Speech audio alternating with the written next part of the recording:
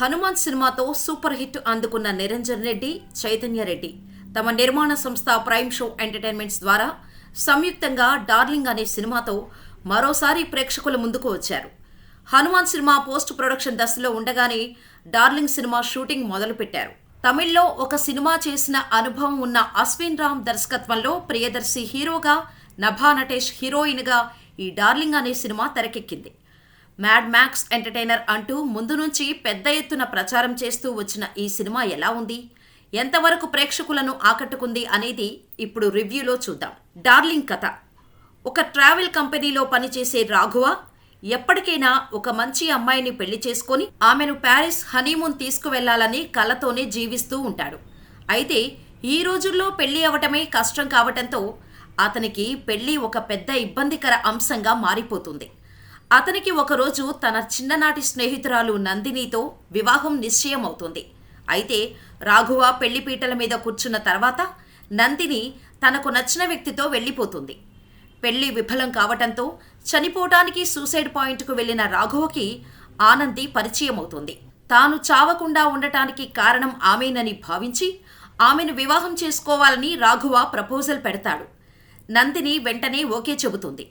ఉదయం 6 గంటలకు పరిచయమైన వీరు మధ్యాహ్నంలోపు వివాహం చేసుకుంటారు. వివాహం చేసుకున్న తర్వాత ఫస్ట్ నైట్ రోజే రాఘవకి ఒక షాకింగ్ విషయం తెలుస్తుంది. అప్పటి వరకు ఎంతో ఆనందంగా సాగుతున్న అతని జీవితం ఒక్కసారిగా తలకిందులైపోయిన ఫీలింగ్ కలుగుతుంది. ఈ క్రమంలో అసలు రాఘవ ఆనందితో ఎలాంటి ఇబ్బందులు పడ్డాడు, ఆనంది గురించి రాఘవకు తెలిసిన షాకింగ్ విషయమేంటి అనే విషయాలు తెలియాలంటే సినిమా చూడాల్సిందే. స్ప్లిట్ పర్సనాలిటీ డిజార్డర్ అనే ఒక సమస్యతో ఇప్పటికే మనం పలు సినిమాలు చూస్తాం.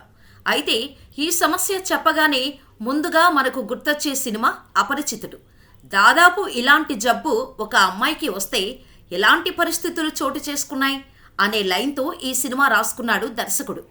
మొదటి భాగంలో హీరో క్యారెక్టర్ని పాయింట్ టు పాయింట్ ఎస్టాబ్లిష్ చేసిన దర్శకుడు హీరోయిన్ క్యారెక్టర్ని మాత్రం క్వశ్చన్ మార్క్గానే ఉంచాడు. అయితే హీరో క్యారెక్టర్ని ఎస్టాబ్లిష్ చేయడానికి చాలా సమయం తీసుకోవటంతో ఫస్ట్ హాఫ్ కాస్త ల్యాగ్ చేసిన ఫీలింగ్ కలుగుతుంది. అయితే ఆ ఫీలింగ్ను కవర్ చేయడానికి డైరెక్టర్ కామెడీని ప్రధాన అస్త్రంగా వాడుకున్నాడు. అది చాలా చోట్ల బాగా వర్కౌట్ అయింది. ముఖ్యంగా హీరో ఫ్రెండ్స్తో పలికించే డైలాగులు ప్రేక్షకులు అందరినీ కడుపుబ్బా నవ్విస్తాయి. అయితే ప్రియదర్శి క్యారెక్టర్ని ఎస్టాబ్లిష్ చేయటం కోసం తీసుకున్న సమయం ఫస్ట్ హాఫ్కి కాస్త ఇబ్బందికర అంశమే. ఎప్పుడైతే హీరోయిన్కు ఉన్న డిజార్డర్ బయటపడుతుందో అప్పటి నుంచి కథ కాస్త వేగం పుంజుకుంటుంది. అయితే ఇంటర్వెల్ సమయానికి అసలు కథలోకి తీసుకువెళ్లే ప్రయత్నం చేసినందుకు ఇంటర్వెల్ బ్యాంగ్ కూడా పెద్దగా సెకండ్ హాఫ్ మీద ఆసక్తి పెంచలేదు. ఇక సెకండ్ హాఫ్ మొదలైన తర్వాత ఆనంది డిజార్డర్ గురించి మరిన్ని విషయాలు బయటకు రావటం, ఆ తర్వాత సాగే సన్నివేశాలకు ఈసారి కాస్త ఎమోషనల్ టచ్ ఇచ్చాడు డైరెక్టర్. ఫస్ట్ హాఫ్ అంతా నవ్వించిన డైరెక్టర్ సెకండ్ హాఫ్లో మాత్రం ఎమోషనల్ టచ్ ఇవ్వడం ఆడియన్స్కి పెద్దగా ఎక్కకపోవచ్చు. అయితే సెకండ్ హాఫ్ని డీల్ చేసిన విధానం మాత్రం బాగుంది. సెకండ్ హాఫ్లో కూడా ఆనంది బాధను చూపిస్తున్న విధానం కొన్ని చోట్ల ఆలోచింపచేసే విధంగా ఉన్నా దాన్ని ప్రేక్షకుడు ఎంటర్టైన్ అయ్యే విధంగా తీర్చిదిద్దటంలో మాత్రం తడబడ్డాడు.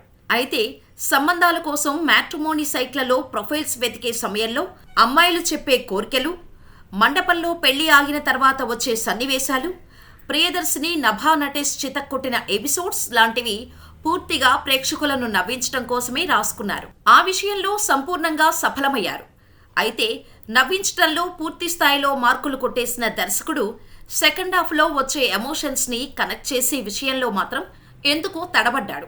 ఆనంది ఫ్లాష్ బ్యాక్ ఏదో ఉంటుందనుకుంటే ఇంకేదో చూపించి నిరాశపరిచాడు.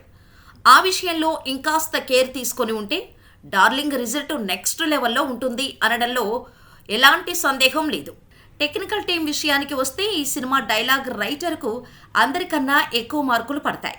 ఒక తమిళ్ డైరెక్టర్ విజన్కి తన డైలాగులు జోడించి సినిమాను వేరే లెవెల్కు తీసుకువెళ్లాడు.